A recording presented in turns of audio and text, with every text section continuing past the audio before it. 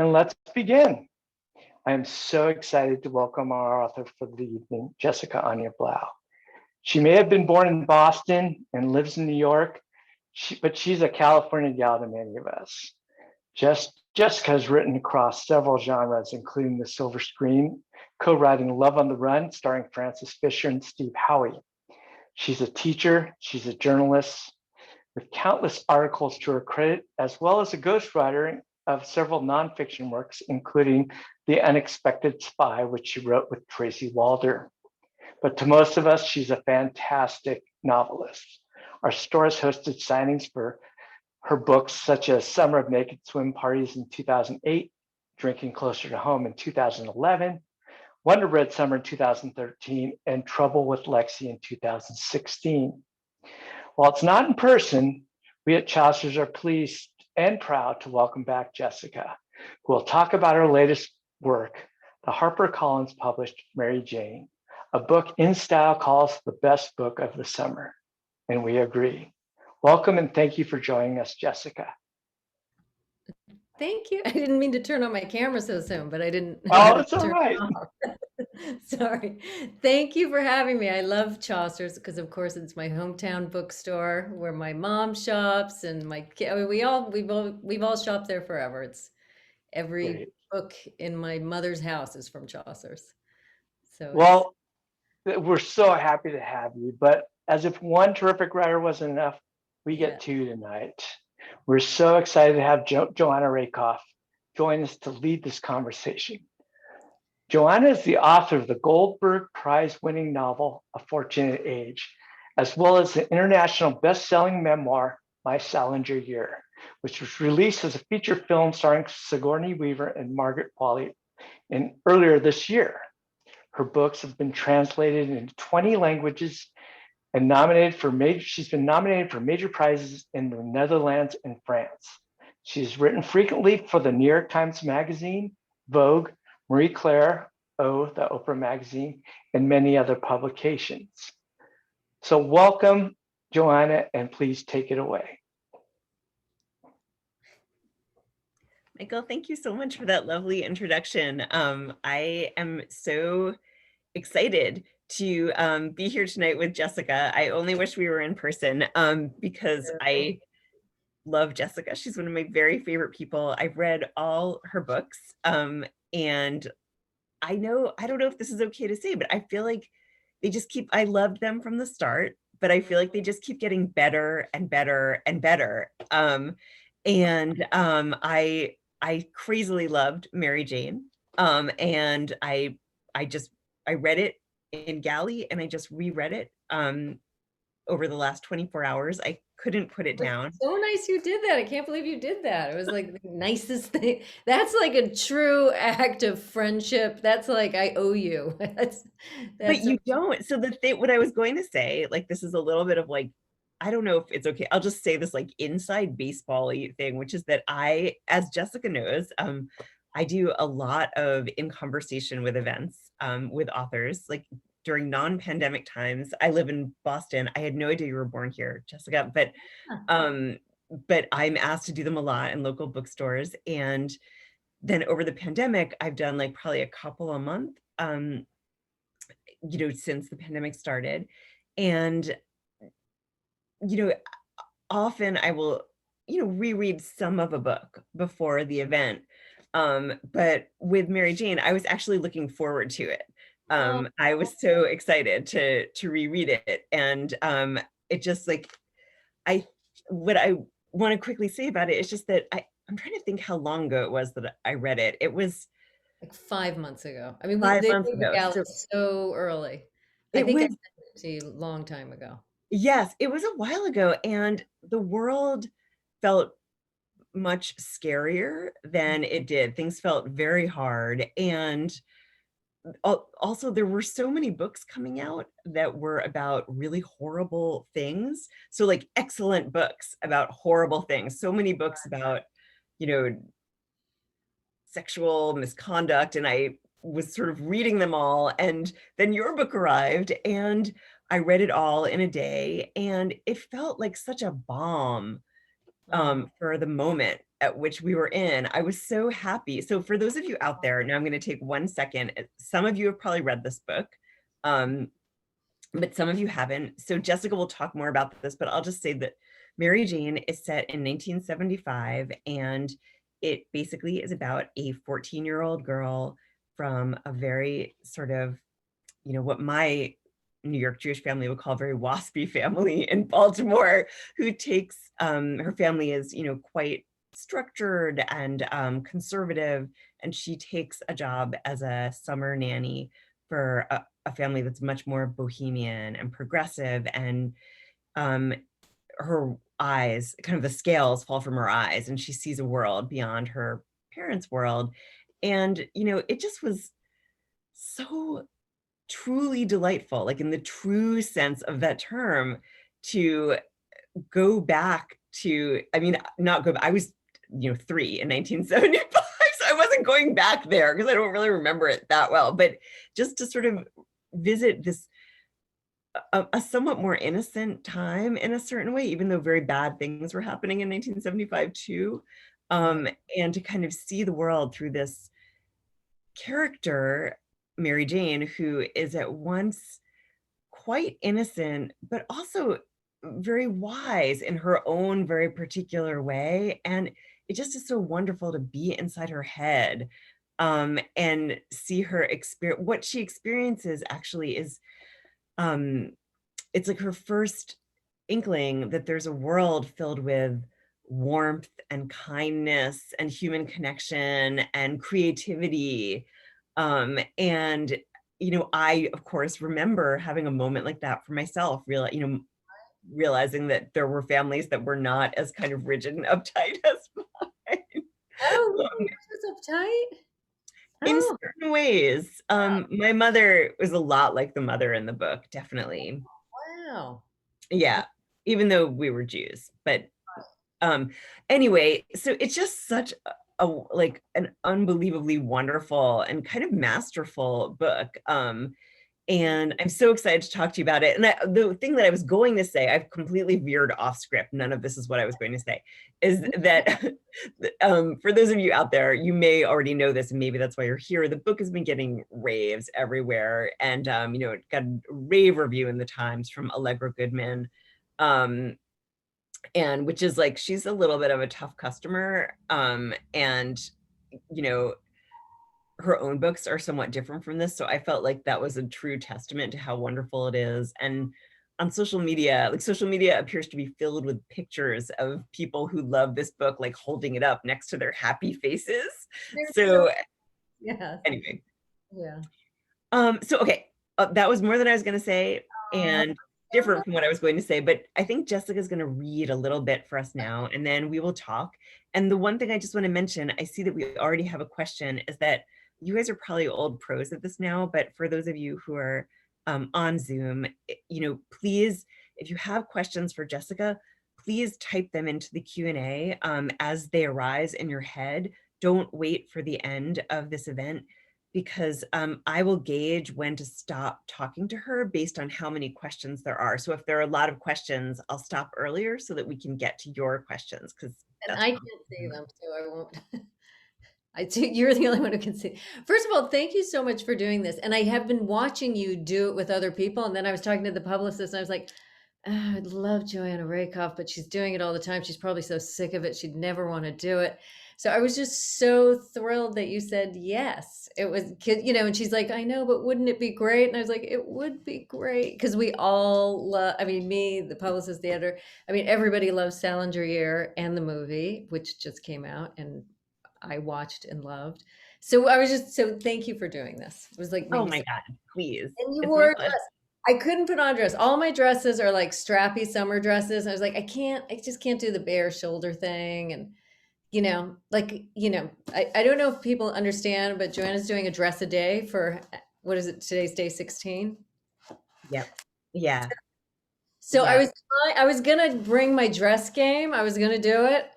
And I couldn't, all my dresses were too, summer beach, they were wrong. They were inappropriate. My people, You don't need a dress. so I just did the blouse. All right, so I'm going to read a little bit. So Mary Jane is 14 and she's down the street she just started the job nannying, and she met Izzy, which is the girl she's taking care of. And Dr. Cohn, when she started the job, she thought he was a medical doctor because he's called Dr. Cohn. So she thought he was and her mother thinks he's a medical doctor. So she meets Izzy and they're in the kitchen, and Dr. Cohn has his office in the converted garage. What should we color? Izzy was sorting through a 6-inch high stack of coloring books. Is there a nurse in there? I asked Dr. Cohn, nodding toward the window. A nurse? Who helps you with the patients? Dr. Cohn laughed. I'm a psychiatrist. I'm a medical doctor, but I just work with thoughts, addiction, obsessions. I don't deal in bodies. Oh, I wondered if my mother thought psychiatrists were as big a deal as the doctors who dealt in bodies. Bodies, Izzy said, and waved a coloring book in front of me. The human body was printed on the front. That looks cool. I gathered crayons from around the table and grouped them according to color. Let's do the penis. Izzy opened the book and started flipping through the pages. My face burned and I felt a little shaky. What color are you going to do the penis? Dr. Cohn asked, and I almost gasped. I'd never heard an adult say penis. I'd barely heard people my age say penis. The Kellogg twins were the 2 top students on our class, and they'd never said words like penis. Green! Izzy stopped at a page that showed a penis and scrotum. The whole thing looked droopy and boneless. The scrotum reminded me of half-rotted guavas that had started to wrinkle as they shrunk. Words were printed on the side, and lines directed each word to what it was naming. The penis was larger and far more detailed than the one I'd barely glanced at on the anatomy drawing we'd been handed in sex ed class last year. In fact, upon receiving that handout, most girls took a pen and rapidly scratched over the penis so they wouldn't have to look at it. I was too afraid of the teacher to graffiti my paper. Sally Beaton, who sat beside me and was afraid of no one, saw my pristine page and reached from her desk to mine to scribble out the penis. Izzy picked up a green crayon and started frantically coloring the penis green. I wasn't sure if I should color with her or not. If it hadn't been a penis, I would have. But it was a penis. And Dr. Cohn was right there. Would he want a girl who colored a penis taking care of his daughter? Then again, his own daughter was coloring a penis, and I had to assume he or Mrs. Cohn had bought her the book. Help me! Izzy handed me a red crayon. I nervously started coloring the tip. Dr. Cohn glanced over. Jesus, looks like it's pissing blood. I froze. I felt like my heart had stopped. All right, I'll stop there. Oh, I feel like I could listen to you read this forever. It's so funny. I muted myself because I was laughing too much.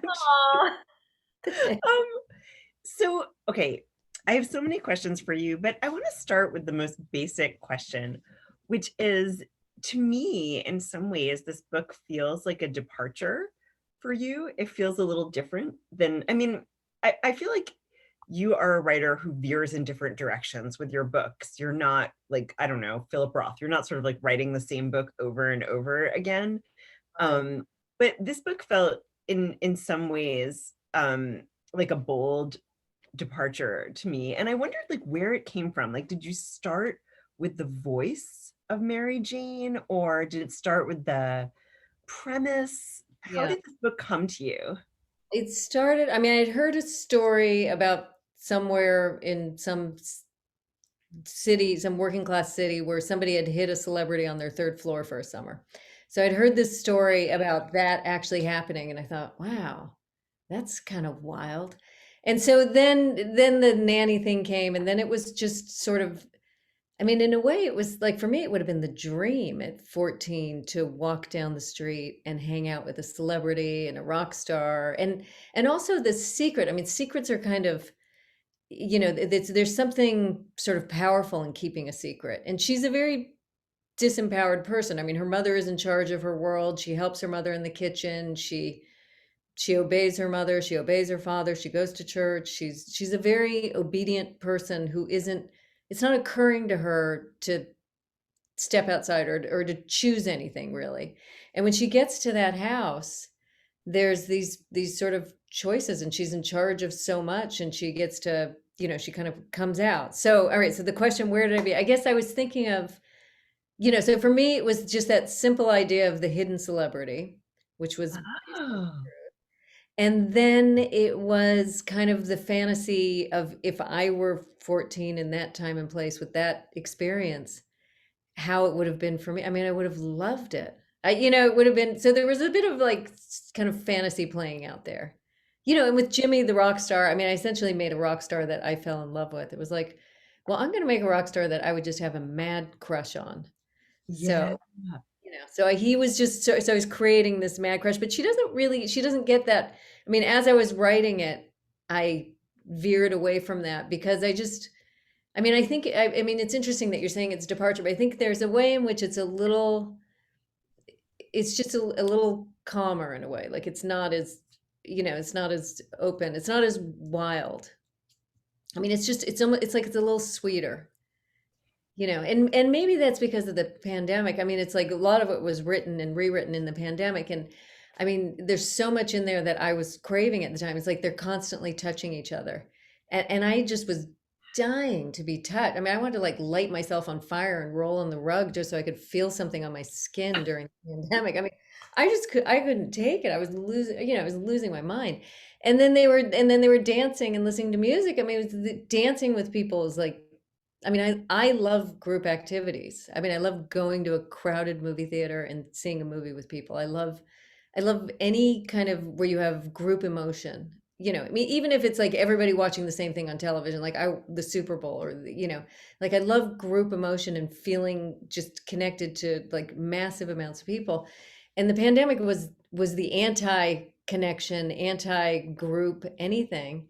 So in this book, you can see there's so much touching and huddling together on the couch and gathering together in the kitchen and gathering together in the dining room and dance parties and listening to music. I mean, there's all this stuff happening for Mary Jane that I was just dying for. I mean, much of it was written before the pandemic, but it's, went into the revision and the honing it and getting it down was all pandemic. That's so interesting. Yeah, they also go out to dinner a bunch and yeah, and they go on vacation and all the things that we couldn't do. Right. They pile in the car. They sit on each other's laps. They kiss goodnight. I mean, they get in bed together and snuggle up and read books at night.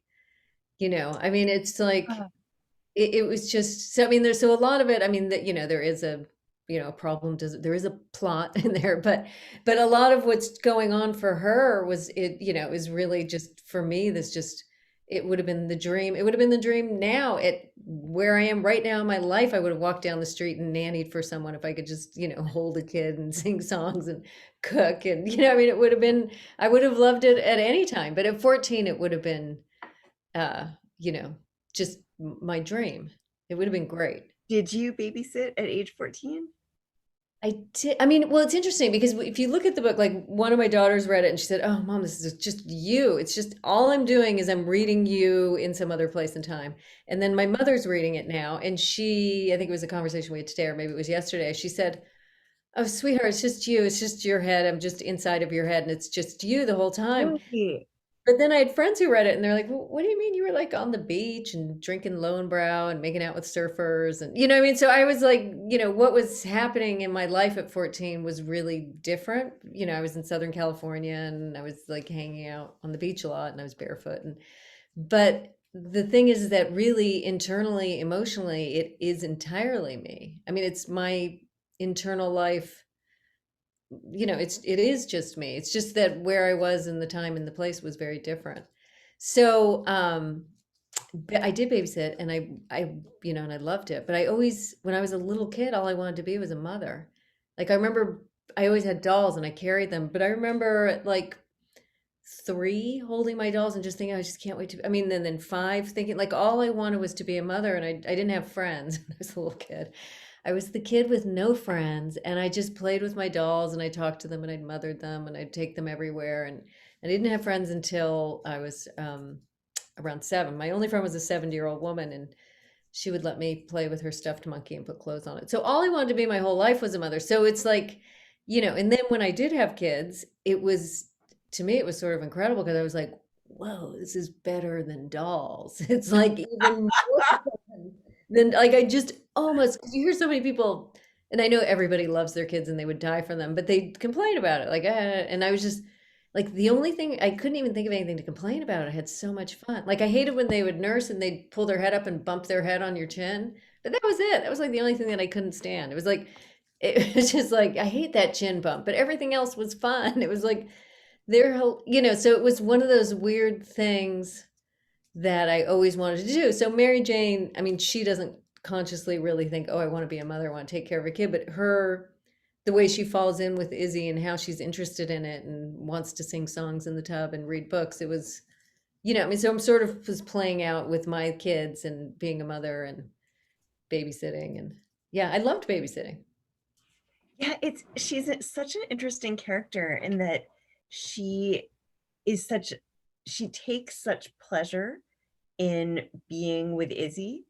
And it's interesting to me because so in the character of Izzy in the book is 5 years old, and I myself have a 5-year-old daughter named Izzy, who is so much like the Izzy character that when I first read the book, I was reading passages aloud to my husband. I was like, this is insane. This is crazy. Like I mean, everything about her is so Izzy-like. And even, I feel like this is like an annoying thing to say, but in Allegra Goodman's review, the one negative thing that she says is that there are too many kind of like,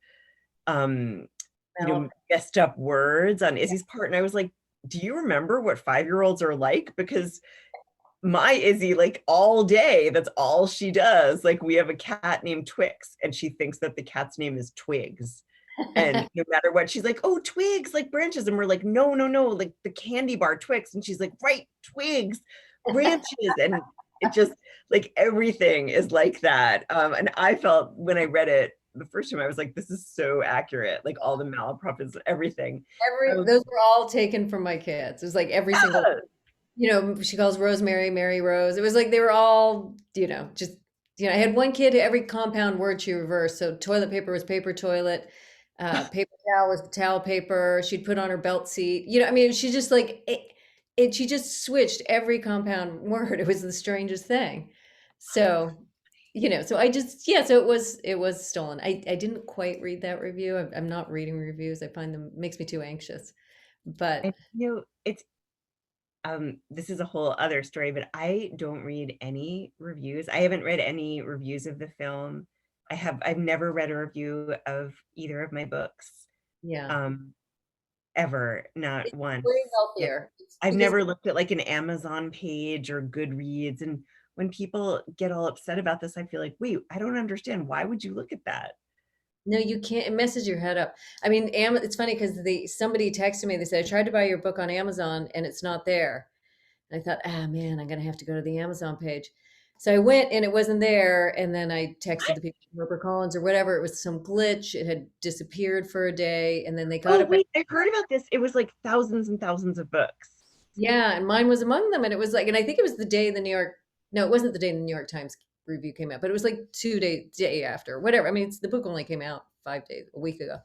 So then Kate, my editor, said, oh, go to the Amazon page and make sure it's up on your end. And I thought, but I went, but I just didn't scroll down.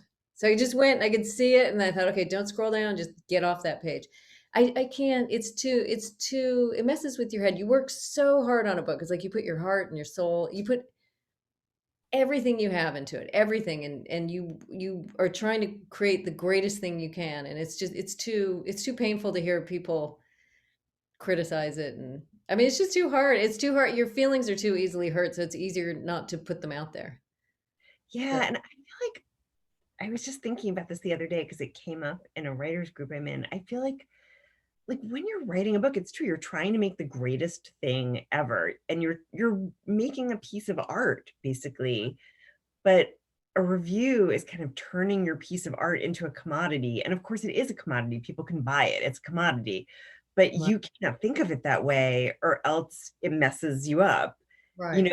Even if all the reviews are raves, then with the next book, you're kind of hearing them in your head and trying to do that again. And yeah. No, I mean, the people on Instagram are just so sweet. I've never seen like such a collection of kind, loving people. Like I don't know, the Instagram people are just adorable. and they just do little, like a few sentences. And so I'll just, sometimes you kind of get the first sentence or whatever. And I think, okay, it's, but it's just it's so sweet. But the full, no, it's too much. I'm glad to hear you don't do it. There are very few people who don't do it. Yeah, it's true. When I say this to people, it's interesting. Back in 2009, when my first book came out and I made the decision to not look at any reviews, I discussed it with my editor and she felt like it was the right thing to do. And when I told people this, they were like, oh, okay. And I remember getting irritated that, like some guy I went to high school with was like posting the Entertainment Weekly review on my Facebook wall and whatever. And people shared my outrage. And now when I tell people this, they basically say like, oh, you're lying. You must look at everything. But I don't. And I think the world has changed so radically and people are kind of like on their phones all the time that they can't imagine that you would purposefully block out information about yourself. Like, we live in such a kind of like narcissistic moment.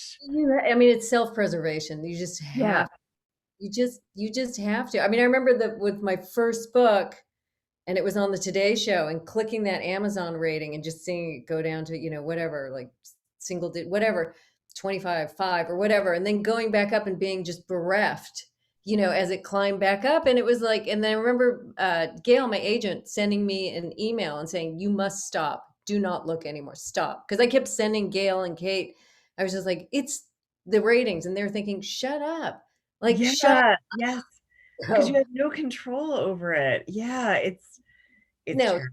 Yes. So anyway, the Allegra Goodman, bits have come back to me, but yes, about those were, I mean, it's so fictional in that it's Baltimore 75 and all that stuff, but it's just like emotionally, the book is very real. And the Cone house with the messy fridge is the house that I grew up in.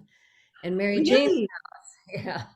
We grew up, the refrigerator, and you couldn't find anything. My sister would, she would come in there and she would dare my brother and I to smell my mother's stinky cheese that was in there. She had like the smelliest, most horrible cheese. Like, she would offer us money, or she'd be like, I'll make you pudding if you smell mom's cheese. And we had to open the fridge, find the stinky cheese, smell the stink. I mean, it was just, the refrigerator was just, it was awful. So, but my best friend's house, or most of my friends' house, they were actually all of them, everyone in the neighborhood had these really clean, tidy houses and these beautiful refrigerators. And then at my best friend Debbie's house, they had a menu on the refrigerator that her mother wrote out that had everything they were going to eat for the whole month. And it had the main course and the 2 sides and the dessert.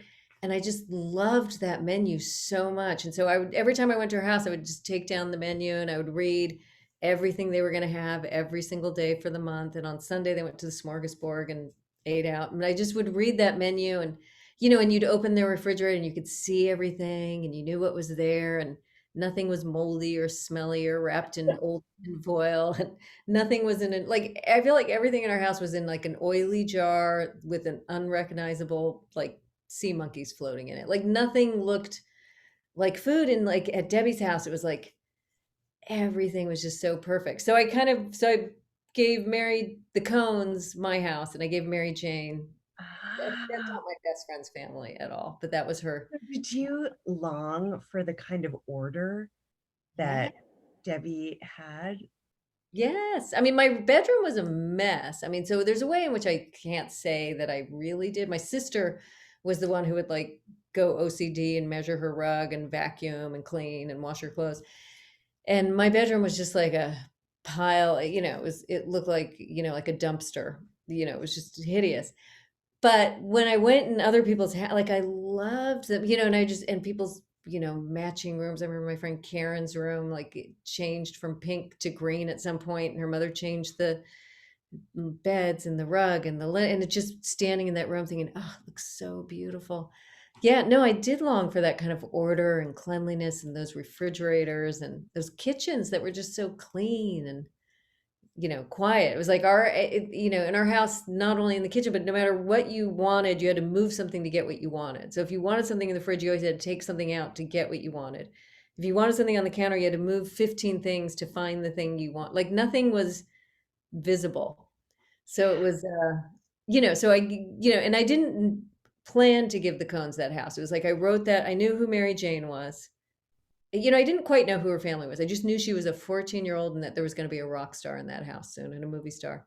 And when she walked in that house and I started describing it and seeing it, and when I was giving her that messy, cluttered house, then as soon as that happened, then the other house became clear to me. What she was going to go home to became clear. So things sort of developed as they went along, but there's a lot of, pulling from life and just plopping it in at the right place, or Yeah. hopefully. How did you decide I had so many thoughts about this. How did you decide on 1975? Well, it had to be pre-internet, pre-cell phones, because she had to be not know anything about sex in a reasonable way, reasonably not know that much. And she had to not have Spotify and, Sirius XM. I mean, so it's like you have to like really crank it back to have everything internet and seeing porn. I mean, like I asked my kids, when did you first see porn? They both had the exact same experiences, that they went home with a friend from school. And I think for each of them, it was like 11 years old, and a big brother showed them porn on a computer. It was like they each had that same experience. So it had to be before anybody's big brother could show anyone, so it just really, and then the 1976 was the bicentennial. So I didn't want to deal with that because I knew it was going to be the summer. So I didn't, so I just cranked it before and then when you get to 77, you start with a lot more kind of discos coming in. I don't remember when, I wanted to keep it like rock, funk, folk, I want John Prine and, I just wanted just great music.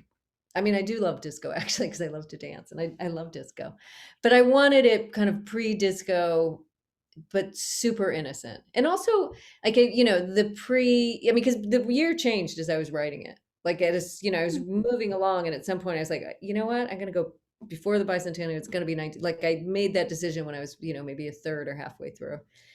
But what was I going to say? I don't remember. No, it had to be. Oh, I know what I was going to say.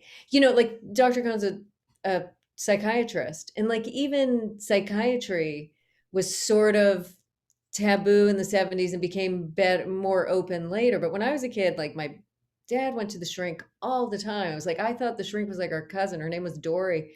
And it was always like, well, Dory said this and Dory said that. I mean, every day it was like, no matter what my parents, well, Dory. And then my sister was going to Dory. And then I think my mother went to Dory. And then at one point, the whole family went to Dory. But nobody else was doing this. Like nobody else's parents saw a psychiatrist in my neighborhood. I don't mean in the world, but in my, it was sort of a very conservative Christian, except for us, neighborhood. And so I thought 75 is also at a time when a psychiatrist or going to a psychiatrist or seeing a therapist and even going to rehab would be really hidden and secret, and people don't tell, nobody tells anyone. It's the family. Yeah, secret, so true. so I really had to push it to before people kind of came out by therapy, and group therapy is just happening, but really in certain areas. And, no kid at school would be like, I'm going to group therapy. Like, yeah. And the other thing that I was thinking about is that you get at, I mean, part of Mary Jane's awakening is her understanding of the kind of racial and class divides in Baltimore, and even within her own, her neighborhood is quite affluent, but she starts to she notices for the first time that at her family's country club, the entire staff is Black and all of the members are white. And, she is told that the Coens can't join because they're Jewish. And she becomes aware of this stuff for the first time. She's just kind of taken it all for granted. And in 1975, the kinds of things that her father says to her, like he says these blatantly racist and anti-Semitic things, it's quite realistic. Whereas even just maybe like 5-10 years later, I'm not sure someone would in that particular neighborhood, maybe, I don't know. What do you think? Well, I mean, no, it's really interesting. I mean, I didn't, it wasn't like I thought, oh, I'm going to show these injustices. It was more like I was being true to the place and time. Yeah. I have to look at this neighborhood and what was going on. So I was trying to be really true to the place and time. So I lived in that neighborhood. You were at my house in that neighborhood, Yes. in that, with the pond in the backyard. And so when we moved into that neighborhood, I mean, I can't tell you how many people said, they didn't let Jews in here because we're Jewish. They didn't let Jews in here until like 77 or 78 or 75 or whatever. I think it was maybe 75. So the cones would have been, so I mean, it was constantly pointed out to me that like, hey, guess what? You weren't allowed here before and now you are. So I mean, it was like the neighborhood, is over 100 years old, and it was developed by the Olmsted brothers, and it was this very beautiful neighborhood, but it has this incredibly shameful past that I was aware of living there. And the country club, I didn't change the name of it. I had gone there for lunch with a couple of people, and this is what I noticed of it in present day, and it was like, Wow. it was Oh just my God. oh, this is kind of intense, and what is going on? I mean, it was like there's this really like, your stomach kind of sinks. Like what's going on here? So, I should maybe they're changed now. I haven't been there in about 5 years or something, or 10 years. I don't know. Maybe it's all open now. Who knows? I don't know. But but these beautiful old East neighborhoods, these beautiful neighborhoods do have this really shameful, horrible, despicable past. And you can't deny it. And so, but the thing about Mary Jane growing up in it, because she's like in the bubble of it, that she doesn't understand what's outside the bubble. Like she's in that place, and that happens with kids. You're in a place and you see what you see, and so you think this is the world and everything's fine. And so it takes her stepping out of that bubble, which all she has to do is walk into the cone house, and she's burst out of that bubble, and just walking into the cone house opens her eyes to, oh wait, everybody's not like my parents, and things are different. So that once she's been in the cone house, when she goes to the country club, she sees it with new eyes. She's compassionate and loving and cares about all people, but she couldn't see anything because it was all she had seen before. And so she couldn't see it until her eyes had been opened simply by entering this other house with the rock star and the movie star and Jewish people and therapy and Buddha and Buddhism and, everything. So, yeah, so I was really trying to be true to the time and place. And I was also trying to be true to her, how she would see it. Yeah. She Yeah. wouldn't, it would come to her it would come to her, not, I mean, not so gradually, but it would come to her, it would be an awakening for her because she was so tucked deeply into how things were, so I definitely wanted her to have this awakening and to see things how they really were. Yeah, I mean, I think that is part of, I mean, so much of what makes the book so powerful is that her voice is so vividly evoked, and you're just kind of with her, and you kind of experience this awakening and this kind of shift in her perspective with her, and it feels so incredibly realistic. I mean, I think everyone has these moments at around that age when suddenly, we've Right. all seen our kids do it, and then we remember it too. And I feel like you so sort of like lovingly and wonderfully portray this in this character. But I'm seeing, okay, it's 7:45 for people on the West Coast. We have 5 questions, so I'm gonna check them out and see what we have here. So, okay, yeah. From Sophie, we have, you write so powerfully about coming of age. How do you think this past pandemic year will affect young people's ability to become themselves? That's an excellent question. I mean, I bet Sophie, if she's a young person, could probably answer that better than I. But I mean, it's interesting with the internet, there is sort of maybe a coming of age even there with what you're exposed to. And I mean, you kind of can't, I mean, the coming of age, the thing about a coming of age is what it is that you think that the way of your family is the way of the world. And suddenly you leave your family and you see, oh no, there are so many worlds out there and so many different ways of being. But I think the internet maybe changes a lot of that for people. I I got Radio Garden. Do you have that app on your phone? But No. Radio Garden, you pull, it's this app on your phone, and you get a map of the world, and you scroll over and you see these dots, and you land on any dot and you get the radio station in that country. So I'm going over to, I'm like in Jordan listening to music. I'm down in, I'm in Uganda listening to music. I go to France. You can have favorite radio stations. And just doing that is like a world expand, I mean, just for me in pandemic, just to be able to listen to the, not just music, but the radio and people talking, even if I don't understand what they're saying, and just to listen to the radio in other countries. So I don't know, the pandemic, I mean, I felt bad for every person who suffered, of course, but I did have a particular like kind of pang of sadness for young people. Like I did think like, ah, God, like it pained me. So I mean, maybe there's a coming of age that happens over the internet. I don't know. But I think probably maybe Sophie, who asked, can answer it better than I. I mean, you have your kids, you have two teenage-ish kids. I mean, you have little. Yeah, it's true. I mean, I how are they? one is 12, so she's just a little younger, but I feel like 12 now is kind of like 14 in 1975. And then I have a 16-year-old, and I was thinking like what you said is really accurate for the 12-year-old, in that when the pandemic started, she was like a little girl, with like a ponytail, with like in a scrunchie, wearing like cute, like pink or whatever clothing. And now a year later, she has like an inch of black eyeliner, and she's wearing like, Iggy Pop t-shirts and like, Portishead t-shirts. And she had like long hair, and she chopped it all off and dyed it red. And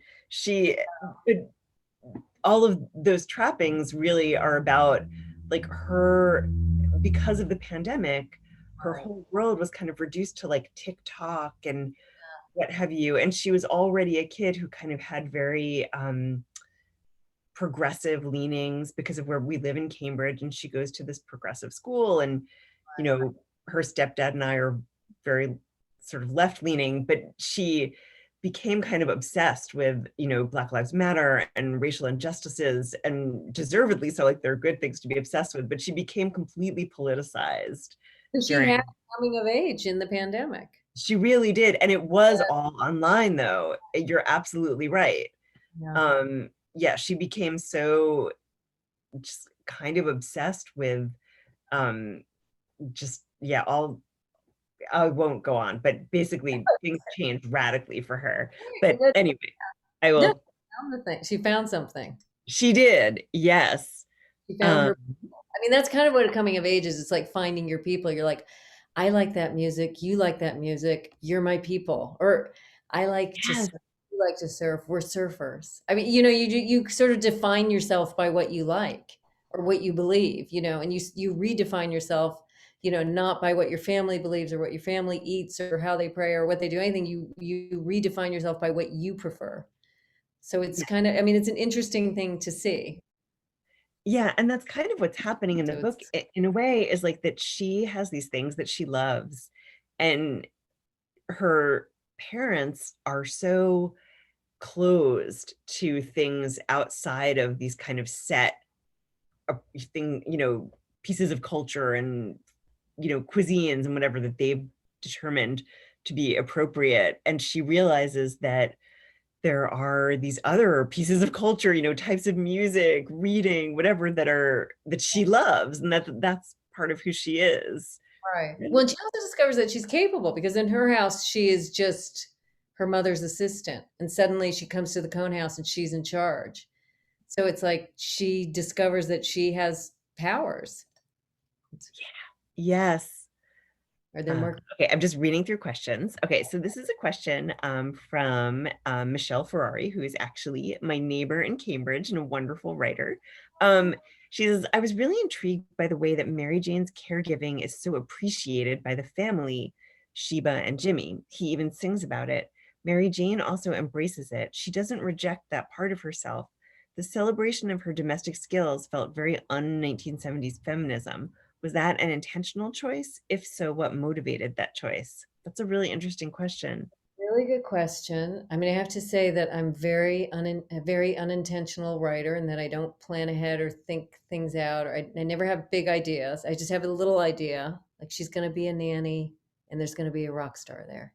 So it's just this little idea, and then, and then all the other things are just trying in. It's almost like she's telling me the story. I'm seeing the movie in my head, and then I write down the movie as I see it. And it's like, oh, here's the neighborhood, and this is the neighborhood. And then I guess so I wasn't thinking about feminism or anti-feminism or any of that stuff. I mean, I did with Mrs. Cohn, who rejects the traditional roles for a mother and wife of the time, and Sheba, who does. I mean, I wasn't making any statements ever. I wasn't trying to make statements about anything. I was trying to write down the movie that was playing in my head. But as the movie was playing in my head, I saw these two women.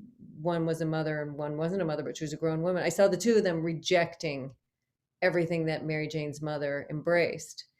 But Mary Jane, I thought, she kind of wants to be a mother, and she wants to cook, and she loved and appreciated Sheba and Mrs. Cohn, but she did want to do those things. I mean, I did see her in my mind. She would go on and have some incredible singing career. So she wouldn't, but I wasn't thinking, I mean, I almost thought that her cooking for her was empowering, because her mother told her what to cook and how to do and how to work in the kitchen. So when Mary Jane came to the Cohns and she got to cook whatever she wanted, whenever she wanted, she was empowered by it. So for her, it was an act of strength to cook, and to feed everybody and to clean the house.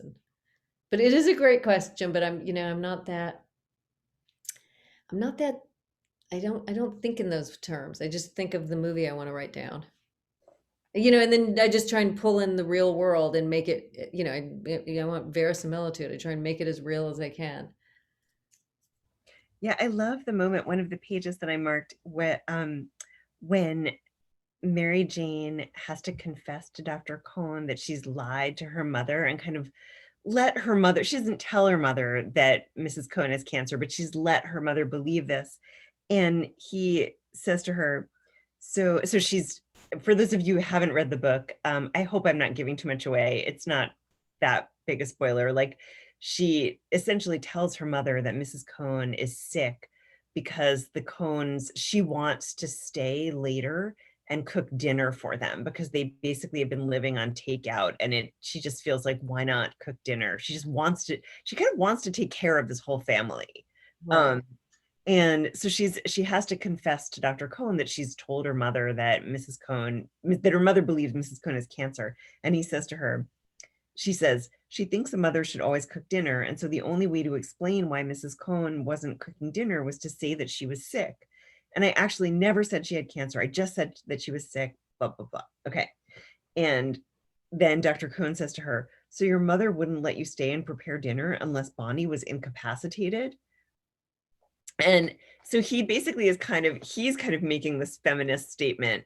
And Right. then he and Mrs. Cohn talk about it. Like, he feels that it's okay for Mary Jane to have kind of perpetrated this lie because her mother's regressive ideas about gender are so kind of appalling to him that he feels like, okay, this was kind of a necessary lie, because the basis of your mother's beliefs is problematic.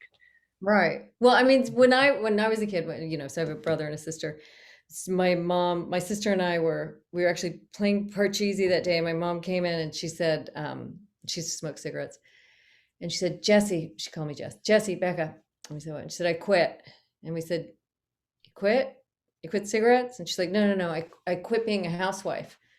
And we said, you quit? I said, Mom, can you do that? And she said, yeah, I can do that. I just did. I said, you quit being a housewife? She said, yeah, I quit. And my sister got really mad. I remember she turned the Parcheesi game over and ran out of the room. And then I said, what does that mean? So anyway, so my, nobody else, no other mothers in the neighborhood quit. But so, I mean, I'm sure that filtered in there somewhere, but my mother had this very, transgressive act of quitting being a housewife. And she did. God, I love that. Yeah. And so she was just like, I'm done. And then she gave us a little tour of the house. She's like, here's the washer and dryer. Here's how you wash your clothes.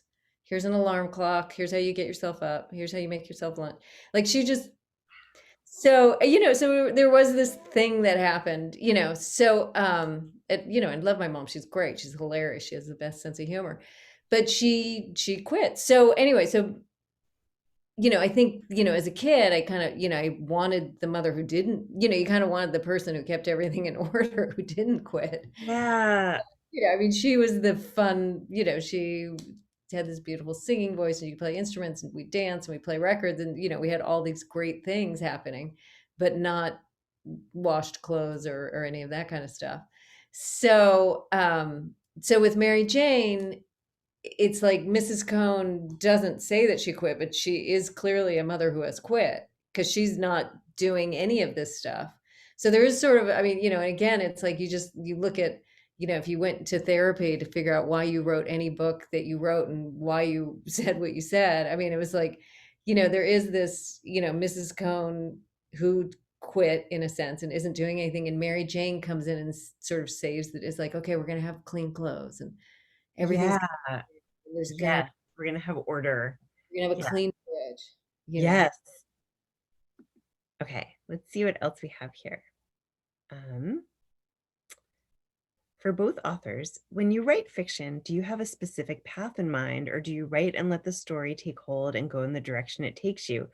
I feel like you actually have already answered this question. You can answer it though. What about you?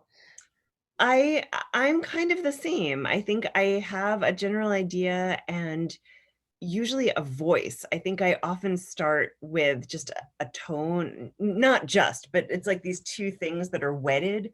I have like a kind of general idea and like little pieces of something, and then a kind of tone and style kind of creeps in, and then sentences start to build, and I kind of move from there. Not just with fiction, but with everything, like with essays, with Yeah, memoir, with you write a everything. lot more essays. I mean, you write good, big magazine, glossy essays. Yeah. So is it the same thing for those? Yeah. It kind of is, yeah. And honestly, sometimes it's really problematic. Like it's really problematic for me right now as I have a very overdue piece for Vogue because I sometimes it doesn't quite come. And not to sound like I'm like Lord Byron or something, but like it doesn't quite come. And I am so used to like just taking long walks and it kind of all comes together. Right. And when you have the idea, I have the idea, I know what I'm going to write, but it's not quite falling into place. It's hard for me to force it and just write a workmanlike thing. Right. You have to wait for the movie to start playing in your head so you can write the Yes, movie. exactly. Yeah. Okay. This is from Margaret Kotzebue. Hi, Jessica. As I read the book, I was envisioning Goleta. Your Goleta pals are listening. Why did you choose Baltimore as a setting? I was going to ask you that, so I'm so excited that someone else did. So it's called Goleta. So no, that's okay. So Baltimore, I mean, Baltimore, I mean, first of all, I had to have this psychiatrist in this major city. So Johns Hopkins and Shepherd Pratt are two major hospitals. Shepherd Pratt's a psychiatric hospital where like Zelda Fitzgerald used to check in there every year when she was going, and there's a lot of celebrities in there. And Johns Hopkins obviously is a well-known hospital. So it was sort of like I had to have it kind of East Coast psychiatrist hospital-y. And then that neighborhood, it was the neighborhood where I had been living. And so the neighborhood was sort of fascinating to me. It's the neighborhood, I don't know if anybody reads Ann Tyler books, but it's a neighborhood where almost all of Ann Tyler's books are not, well, yeah, I think most of them are set in that neighborhood, and they shop at Eddie's Market, and in The Accidental Tourist, they live on that street that Mary Jane lives on. So I was, there's a lot of a kind of an ode to Ann Tyler in there of just taking these old established neighborhoods. I mean, I think if you take it in California, it's a different kind of feel, and there's different things happening. And Santa Barbara, Goleta, it's too remote in a way. It's just it's beautiful beach town. It's just too remote to to have had like a rock star. I guess you could have one come from LA, maybe. I didn't even think of it. I was just thinking about Roland Park and Baltimore and Ann Tyler. And I mean, there was a lot of, the movie Diner. I don't know if everybody's seen that movie, but the movie Diner, the church that Jane goes to is the church where Kevin Bacon, he gets drunk and he goes and he crashes in the creche and he's like there and they're pulling him out of the church. Like, that's Mary Jane's church. And, I mean, so I was really just, um, there was a lot of ode to other people who wrote about Baltimore before me, Barry Levinson and Ann Tyler. And of course, John Waters is in Baltimore, but it's not his, I wasn't going in the John Waters world there. Like, I was going in the Ann Tyler world. But it's just, it's so old and established. I don't know. I mean, I think, it didn't occur to me, but it just felt right. And it had been where I was living. So it felt right visually. I was seeing it clearly. But it's a good question. But the other books, I mean, Drinking Closer to Home and Naked Swim Parties are all hometown. Oh, I think we are at the end. I'm so sorry. You can keep going if you want. Let me see if we have any other questions. And I just will add, Jessica, I feel like there's something so valuable about writing about a town in which you're both an insider and an outsider. Like, you lived in Baltimore for a long time. So like, you really were kind of an insider, but you're still an outsider. So you have this kind of interesting perspective. I think that's why there's so many New York novels, because so many people come to New York. Right. And then they become fascinated by the way the city works, but they're always going to be an outsider, like, because you can't be a native New Yorker unless you're born there. And anyway, to me feels like a character in the book. Yeah. You see things much more clearly as an outsider. I mean, it's like traveling. I mean, that's why traveling's so great. Everything's so much more acute and in sharper focus. And in Baltimore, I always felt like an outsider. It's like there is like multi-generational people, like the school my kids went to, like it was a girls' school and their mothers went there and their grandmothers went there and their mothers and their fathers went to the boys' school across. And it was like, and I was like, what world is this? Like, I felt like this such a weirdo outsider freak, and they were all the nicest people and I loved them and I'm still friends with them. But I was definitely like, I remember picking my kids up from school and wearing jeans and looking around thinking, how come I'm the only one in jeans? I mean, it was just, so, I mean, I just think I did always have an outside. Well, I've always had an outsider feeling everywhere. I'm cursed with outsiderness. In our neighborhood growing up, we were the only Jewish people with the messy house. And then in Baltimore, I was like, the strange California. And then when I was in Canada, I was like the crazy happy American, and everybody was like, why are you smiling? And I was like, I don't know. Like, I'm trying to find friends. Somebody be my friend. I was like, so I think everywhere I go, I'm an outsider. It's my curse, which is why I just crave maybe community and people and group activities and just like anything to try and feel connected to people. It's also probably why you're a writer, because writers tend to be perpetual outsiders, right? Yeah, I think. Well, I'm always in my head.